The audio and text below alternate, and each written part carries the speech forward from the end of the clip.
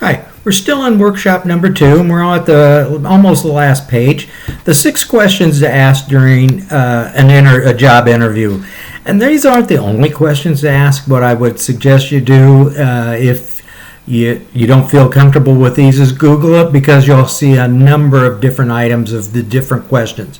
There aren't any right or wrong questions to ask. I think it's just which ones are going to be most appropriate when you're for the interviewee to ask the interviewer, that makes you sound like you want the job more than another. And I'll just look and read that, actually, and I don't usually do this, but read this paragraph above the actual questions. And asking questions during an interview make you stand out in a positive way. More importantly, it allows you to find out about the job, the company expectations, and the culture before accepting the position.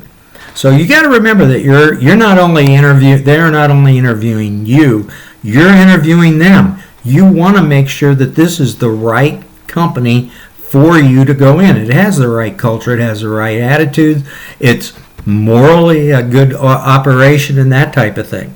Asking questions during an interview places you ahead of the other candidates, thus giving you a better opportunity for a job offer.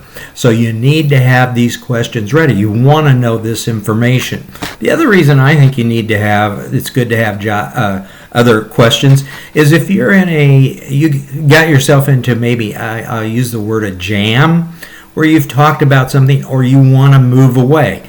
A great example of that is when you've been out of work for some period of time and somebody focuses, because you got to remember there's people or interviewers are going to be interested in, why did you lose your job? What have you been doing since then?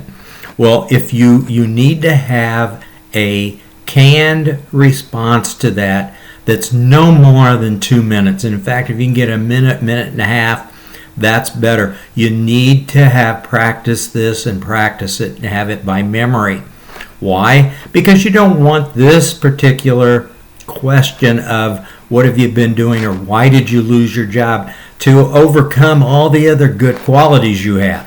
So it's better for you, and if somebody asks you a question, well, you've got the table, you've got the floor. So once you've answered it, then you may want to revert to another question that is outside of that, so that you can kind of get yourself away from that particular question. Because the one thing you want to make sure is that they don't delve on that question of why did you get fired or why did you lose a job too long, because then all of a sudden it makes it even more more of a worry for you that you're going to be able to get out of it. So these questions are also great for that type of situation.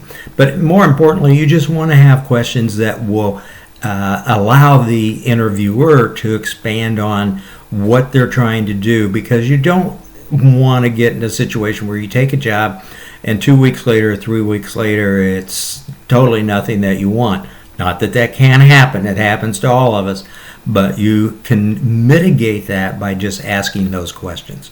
So you want to make sure you have questions written down for the job interviewer so that you can find out what you need to know, because again, you're interviewing the interviewer, because it's just that important for you.